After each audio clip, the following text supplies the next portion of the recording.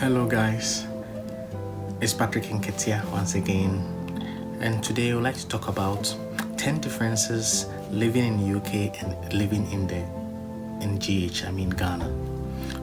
10 differences I have recognized living in the UK and living in Ghana. This is going to be a 10-point presentation that I'm going to do. So ladies and gentlemen, we are going to have it in two folds. We are going to have the part 1 and we are going to have the part 2. So before I begin, as you always do, I would like you to like, comment, and if you are a new person watching this, subscribe. If you have not, kindly subscribe, because it means a lot to us. It builds the channel, and of course that's what we are doing here. We want to grow the channel and grow the community and impact many people as possible.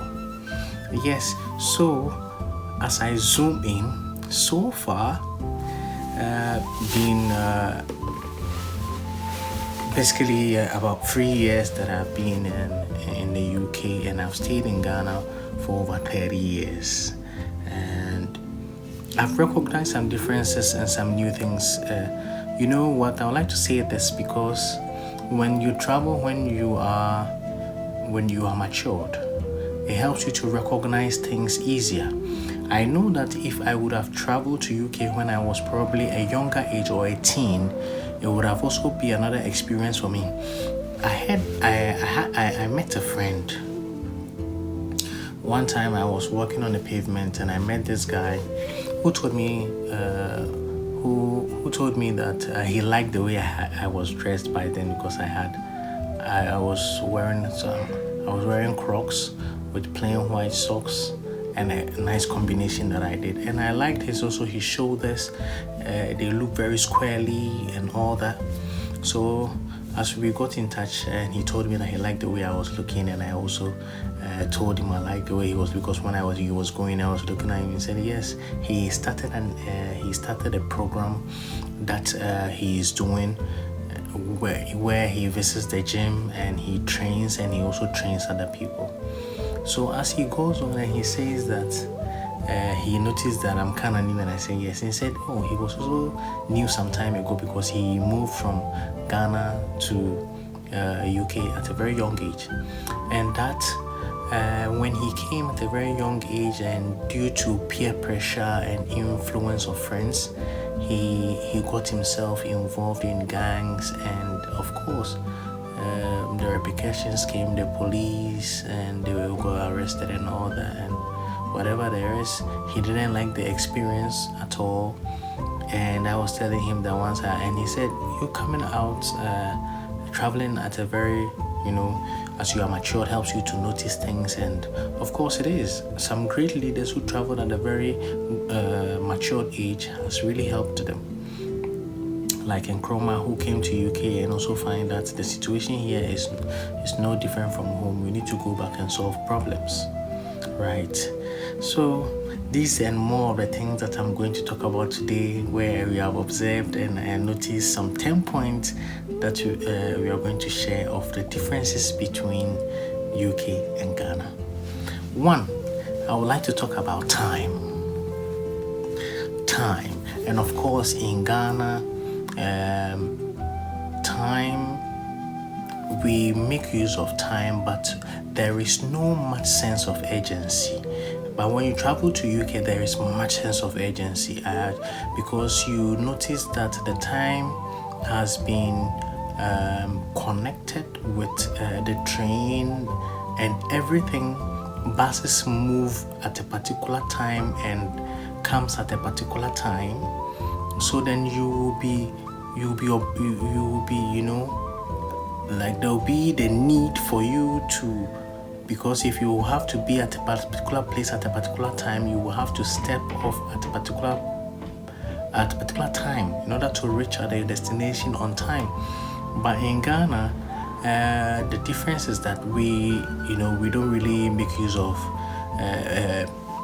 time in our transportation system. Wherever you get to the passengers, whenever you get to the station, and if you happen to be the last to board, then you board.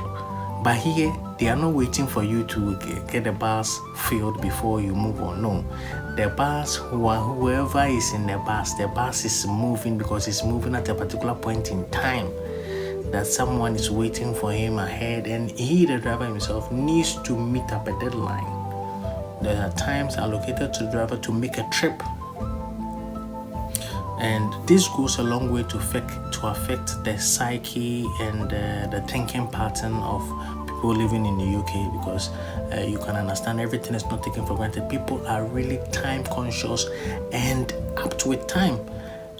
It exemplifies itself in the way even they are walking, because they know that time is not on their side. And here time runs very fast too.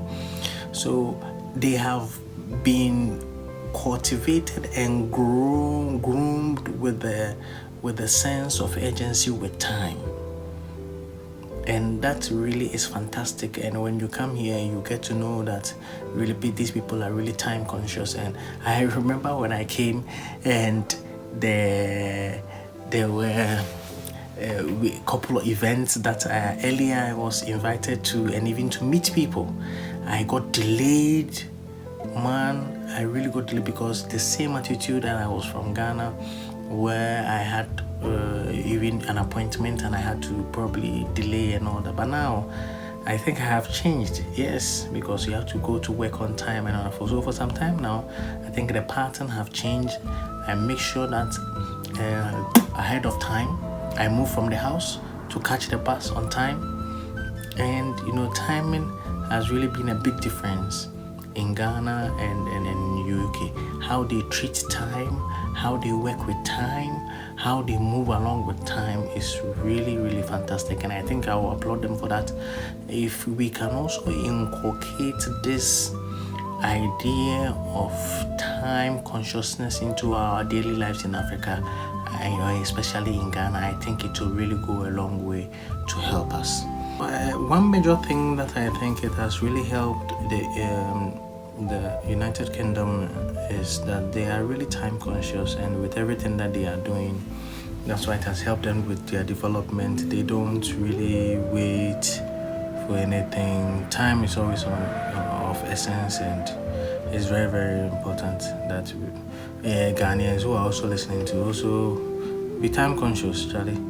Because that's why I'm a difference no, because obi to kwan oba you can time no consciousness ni modi no, because so adwuma on time you become so concerned about time and all that. That makes also one big difference in Ghana and UK, time factor. Number 2 is the weather. What we know is that blacks, we are born and made into what? The sun. We are with melanin and we need the sun. It is a mimi say, like me, I have stayed in Ghana all my life with respect to the sun, and I have enjoyed it all my life. Whenever even a summertime or cold time when it comes, I was really wondering how I was going to cope if I traveled. But I got to UK on the winter. It snowed about a day before or 2 days before, my brother. It was damn cold. When I touched Heathrow Airport, my parents they had to literally drive me to Primark and buy me some stockings and change my socks and buy me some things to keep me warm. Oh my days, man, it was not easy. When I was shivering, even though I was. So the weather is one key thing that you need to know. In Ghana, we have the dry season and the rainy season. You understand? Just the two of them, and we mostly experience the sun. And during the rainy days too, it rains, but not that cold as here with respect to the snow and all that. So it's also one big difference, the weather, because UK weather can never be trusted. It can rain within seconds and turn around and change. The weather can change within seconds. It's really erratic. Hey, now weather being like when I came first, my mom gave me a bag, and the bag, the things which were already in it were an umbrella, water, and So it's telling you that you need to keep umbrella with you all the time, because you might not know when the rain is going to come. And here is actually it's your to anyhow. So this time we are going into the summer. We are in the spring going to the summer. So the weather is nice and it's fine outside. But it's really can also get warm. He's in a bus because they enjoy the cold, so their system and their housing system and most of their things are built to be able to withstand cold. When you are in it, you can feel warm. So when summer comes, it really gets very warm. Yeah. But with that, the weather, it has adverse effects on the black man. Definitely, we all know, and it is what it is. Arthritis and all also comes in, but you still have to enjoy the sun when the sun is around. So one of the major differences is the weather too. You need to also, and that's what we are taking note of this. So that's it. The weather is very, very important. It's very cold out here, but you have to also be prepared for it and dress accordingly. Here, dressing accordingly to the season is very, very important. It's according to the weather. It's very, very important to the people. People can see you and you are, and they will wonder why you are dressed, or probably, they will wonder. People can even go ahead and ask, aren't you feeling warm? Because they will expect you to say the weather has changed and you also need to change your socks. They say we are into the summer. They say to be who say you have dressed too much. He thinks no, this guy is not okay. Maybe all the first you are new on the land. So guys, if you think this is proven to be valuable, kindly hit the subscribe button, please. Left with 3 points. At this point, we talk about food. Food to be which is very, very important, because most of diseases and sicknesses that we have emanate from the food that we eat. So it's very, very important that the food is also very. So let's take note of what I'm going to share here. In Ghana, mostly you can find roadside food, which is very organic.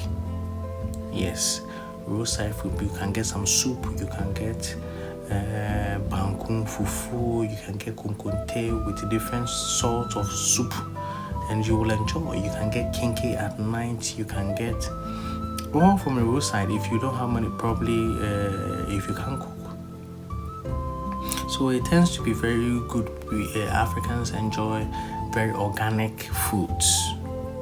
But here, and I came and I observed, that there are local shops that you go that have foods. Marks and Spencer and other organizations, Sainsbury's, they provide bread, sandwiches, they provide waffles, they provide chips that people can eat easily. So the supermarket has been a place where people always buy foods, these processed foods, because they need to keep these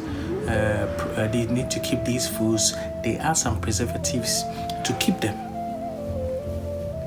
So it goes a long way. And when you get to UK, you can see how people are really obese because of the food and the things that they eat, which are not really organic enough. But now people have changed their diet. People are looking out for organic foods here.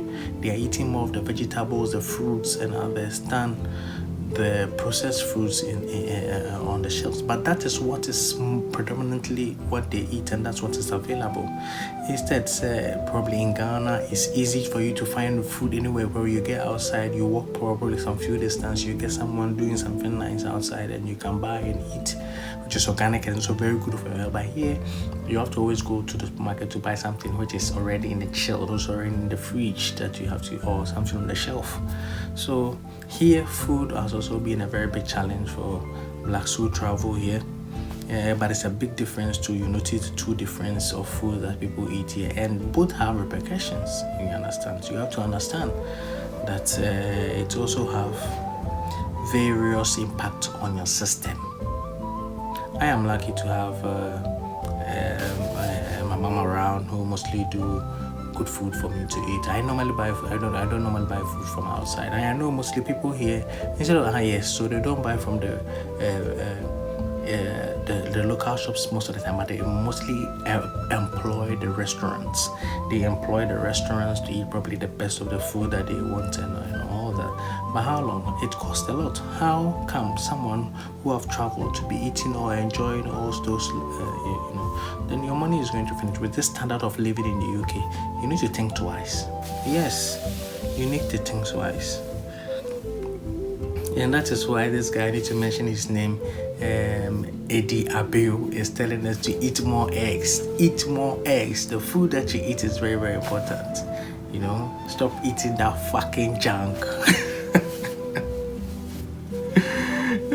Eddie Abi, big shout out to you. Whoever is watching, if you know Eddie Abi, comment his name and tell him something that someone's mentioning his name out here.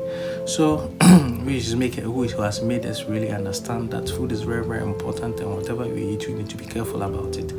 He's been a great speaker, and he's really impacting millions of lives with his message.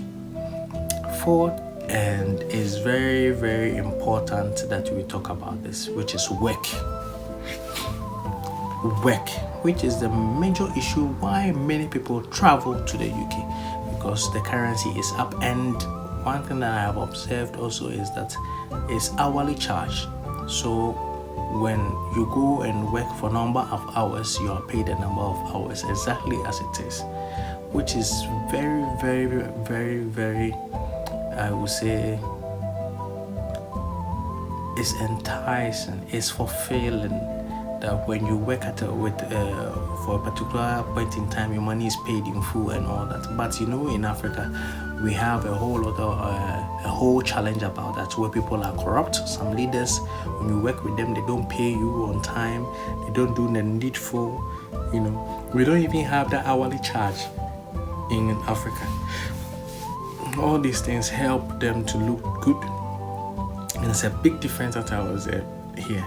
People, guys, yes, as we were talking about work, and I need to point out that I get fascinated about the way they create jobs here. I think that's also one topic that we need to talk about in one video session altogether.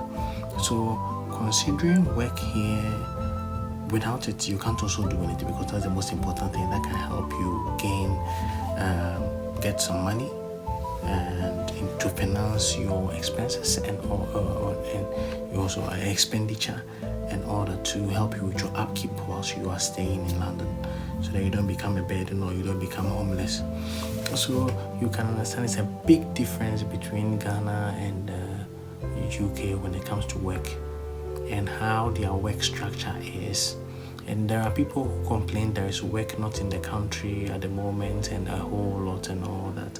But in a way, the key things, which is respect to the environment and other aspects that they handle it, which makes the city looks presentable and clean, and not to 100%, but I think the effort that they put in is really laudable and commendable.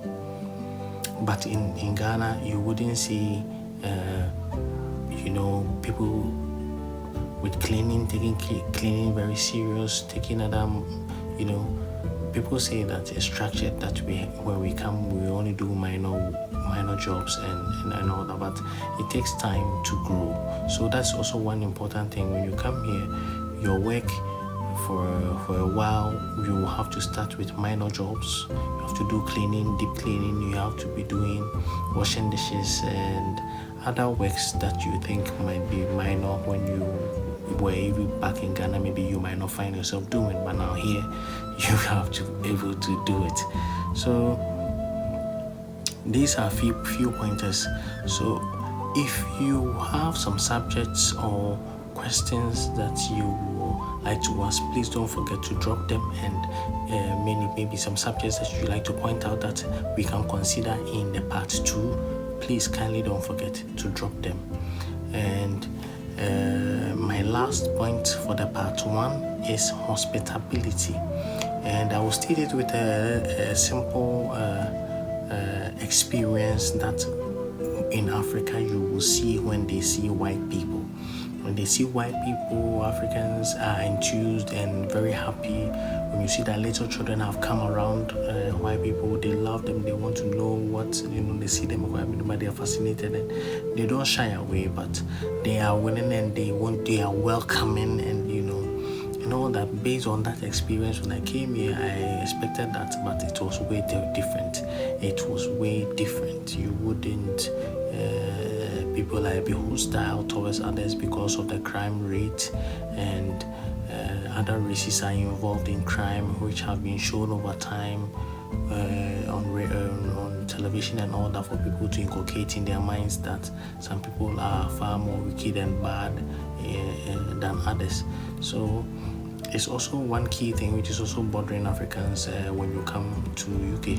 Yes, you are considered probably a criminal or something unless you prove yourself different. So that is it. You are not welcomed. I would say you are not as you see it, as we do it in Africa. So that one is also very key, and it's one of the major things that we all point at, and which has been a really drawback, I would say, for me. And I see many people, because when we discuss it and we talk about it in many places, it has been really a drawback in all our activities that we get involved in while we are here, and it has gone a long way to really affect us. So hospitality here in UK is quite different from it in Ghana, and it's one major two difference which you will have to experience and endure. You have to read stories about it and you will get to understand. So these are 5 points that I did. We talked about time, we talked about weather, we talked about food, we talked about work, we talked about hospitalities, and we are looking at to some other interesting points that we look to talk about in the part 2. Something like infrastructure, family, housing, and so on. So, but if you have other topics that you would like us to touch on, please share in the comment section, and don't forget to subscribe, and see you in the other one. Thank you very much.